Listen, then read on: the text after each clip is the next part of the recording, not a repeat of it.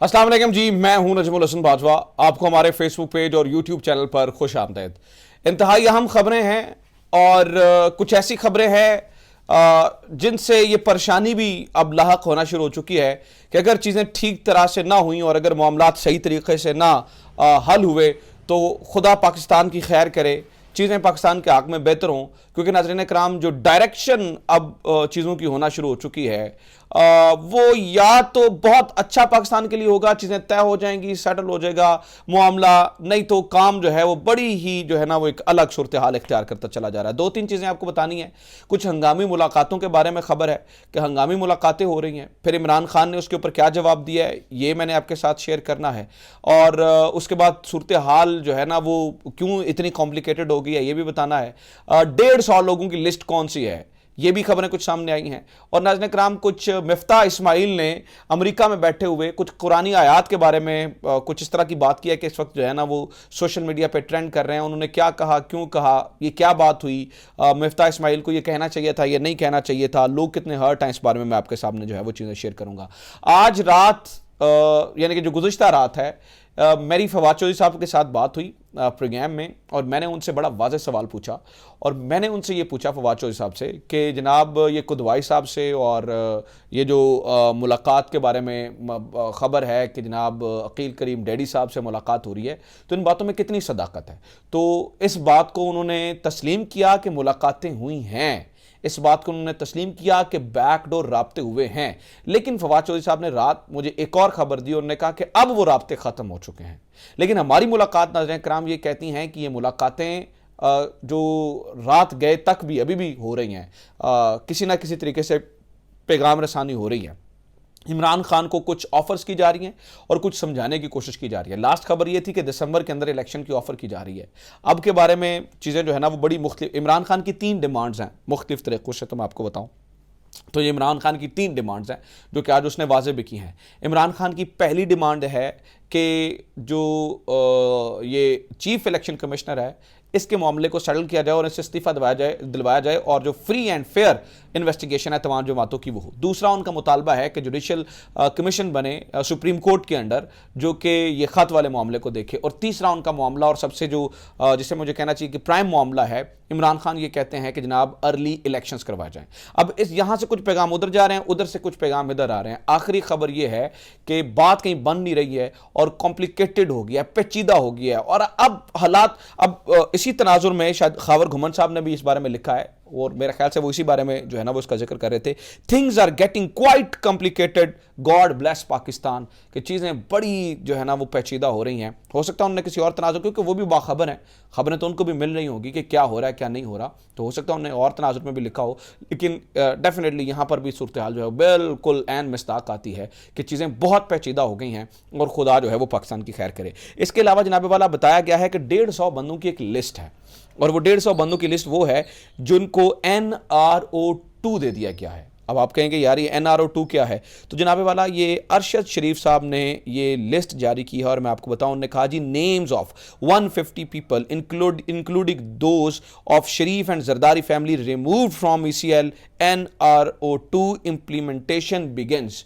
तो NRO2 जिसका जिक्र इमरान खान ने भी किया और जिसका जिक्र अरशद शरीफ भी कर रहे हैं, इसका मतलब ये हुआ कि उसकी इम्प्लीमेंटेशन का पहला मरहला जो है वो बिल्कुल उसका आगाज़ कर दिया क्या है। हुजूर इस वक्त शायद मुझे ये लगता है कि अनाओं की जंग शुरू हो चुकी है। मैंने आज फवाद चौधरी को पूछा और मैंने उन्हें कहा कि जिन लोगों को आप कह रहे थे कि गलती सुधारनी है, आप तो कॉल दे रहे हैं, तो क्या वो गलती सुधारते हुए नज़र नहीं आ रहे? तो फवाद चौधरी ने कहा कि अभी तक हमने डेट इसीलिए नहीं दी है कि हम ये चाहते हैं कि वो गलती सुधार दें। और मुझे ये लगता है कि नाज़रीन कराम, ये जो मेरी अपनी असेसमेंट है मैं आपको बताऊं तो मुझे लगता है कि गलती सुधरने वाली है। वजह यह है, गलती इसलिए सुधरने वाली है, इसलिए ये बात जो है वो पता चल रही है क्योंकि इसके बाद IMF की वो एक किस्त वाला मामला और ये फैटफ वाला मामला, अगर ये दोनों चीज़ें हल हो जाती हैं तो मुझे लगता है कि उसके फौरी बाद जो है वो पाकिस्तान अर्ली इलेक्शंस की तरफ जाएगा। और IMF की कहानी सुन लीजिए, मिफ्ता इस्माइल जो है वो वहाँ पर गए और मिफ्ता इस्माइल साहब जो है ना वो वहाँ पर उन्होंने कुछ मुलाकातें की IMF के लोगों से।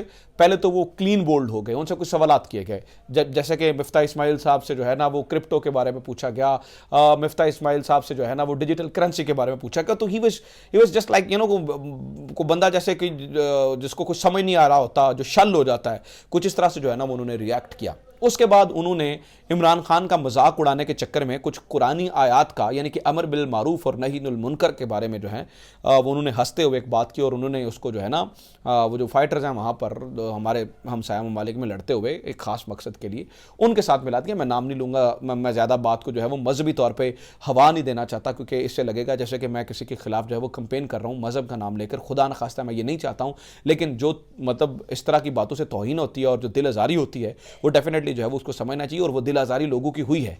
इस वक्त मिफ्ता इस्माइल साहब ने अमर बिल मारूफ और नही अनिल मुनकर का नाम लेकर जो इमरान खान का मजाक उड़ाने की कोशिश की है, इससे तौहीन तो जो है ना वो इस तरह से एक इंप्रेशन जाता है कि इससे जो है वो तौहीन हुई है। दूसरा जनाबे वाला, मैं आपको एक और चीज़ बता दूं, इस वक्त जो मामला है वो अब गवर्नमेंट के हाथों से निकलने वाला है। इमरान खान, इन जो मुलाकातें हो रही हैं इनके अंदर कॉन्फिडेंट क्यों नज़र आते हैं? इमरान खान क्यों नज़र आते हैं कि वो बहुत जो है ना इन मुलाकातों में मनपसंद बातों की, जो दूसरी तरफ से मनपसंद बातें आती हैं उनको इनकार कर देते हैं। उसकी दो वजूहात हैं। नंबर 1 तो इमरान खान को अंदाज़ा हो गया है कि पब्लिक अब उनके साथ खड़ी है, लिहाजा उन्हें कोई बात जो है ना वो इस तरह की कोई आती भी है तो उसको बहुत ज़्यादा ओबलाइज करने की बहुत ज़्यादा जो है ना वो ज़रूरत भी नहीं है, और मानने की जो है वो ज़रूरत भी नहीं है। इसलिए वो बड़े आराम से अपने हिसाब से चीज़ों को जो है वो देख भी रहे हैं, लिहाजा वो बड़े इजीली जो है ना वो सिचुएशन को देख रहे हैं। दूसरा, इमरान खान को पता है कि अब एक महंगाई का तूफान आने वाला है। देखिए, आज जो IMF के साथ तय हुआ उसके अगर उसकी इंप्लीमेंटेशन हो जाती है तो देखिए 50 रुपए के करीब डीजल बढ़ जाएगा, 20 से 25 रुपए के करीब पेट्रोल बढ़ जाएगा। और तो अगर मतलब इन लोगों में चूंकि ये एपिसोड इस तरह से आ रहा है, महंगाई इस तरह से हो रही है, तो इमरान खान ये समझते हैं कि ये लोग जो है वो ऑटोमेटिकली इस तरफ आएंगे, ऑटोमेटिकली जो है वो उनकी तरफ खींचे चले आएंगे। दूसरा, नाज़रीन किराम, मैं आपको बता दूं, ये जो मुदाखलत और साजिश वाली कहानी है ये अब अपनी पीक पे जाती हुई मुझे नजर आ रही है, और मुझे लग रहा है कि ये कहानी जो है ना वो अब हाथों से निकल रही है। देखें, इसके ऊपर आज हारून रशीद साहब ने लिखा, और जब आप देखें बड़े बड़े लोग लिख रहे हैं, साबिर शाकिर लिख रहे हैं, हारून रशीद लिख रहे हैं, खुल के अरशद शरीफ लिख रहे हैं, खुलकर लिख रहे हैं और इस बारे में खुल के बात कर रहे हैं। जैसे उन्होंने कहा जी, अमरीकी सफारतकार कोंडोलीज़ा राइस ने अपनी खुद नविश्त में लिखा है कि उसके बकौल फौजी डिक्टेटर परवेज मुशर्रफ और उसी के बकौल करप्ट बेनजीर में सुलह अमरीकियों ने कराई थी। अब भी भारतीय बालादस्ती मानने वाले करप्ट सियासतदानों की मदद अमरीका ने की और फौजी क़यादत तमाशा देखती रही। आखिर क्यों? ये अब हारून रशीद साहब ने जो है वो सवाल उठाया। तो इसका मतलब समझे, इसका मतलब क्या है?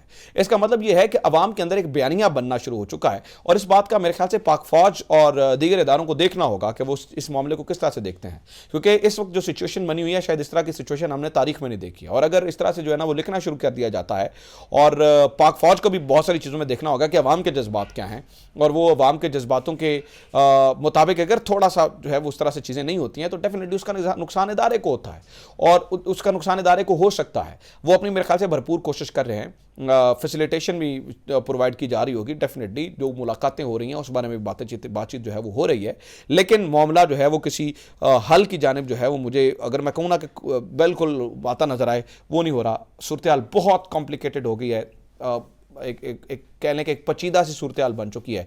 तो अल्लाह करे ये पेचीदा सूरत हाल जो है वो इसका खात्मा हो, अल्लाह करे कि मामला जो है वो दुरुस्त हों, अल्लाह करे कि चीज़ें जो है वो किसी तरीके से बेहतरी की तरफ जाएं, ताकि खुदा के लिए पाकिस्तान की बेहतरी हो, पाकिस्तान के हक़ में अच्छा हो। पाकिस्तान है तो हम हैं, पाकिस्तान है तो हमारे इदारे हैं, पाकिस्तान है तो अवाम है, और अवामी ताकत का सरचश्मा अवाम होती है, अवाम से ये इदारे होते हैं। इदारों को भी मजबूती अगर चाहिए तो वो डेफिनेटली उसमें अवाम ने किरदार अदा करना है। खुदा करे कि पाकिस्तान के हक़ में बेहतर हो।